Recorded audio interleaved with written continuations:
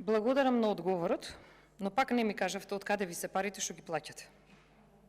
Но, ајде сега вака. Вие дадовте објаснување за сите оние случаи што јас ви ги кажав, за кои, доколку ги потрошевте овие пари за нивна помош, ќе бевте херој.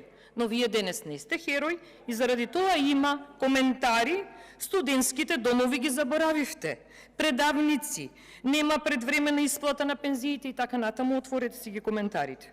Што се однесува до она што сега предмалку го кажавте, можете слободно да отворите на мојата Твитер објава на 1 мај, каде многу и често ве тагнувам за да ги приметувате работите, и ќе видите една интересна споредба.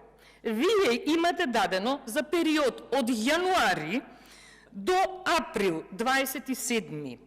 Имате дадено за објава 25.800 евра, а господинот Мицковски само 70.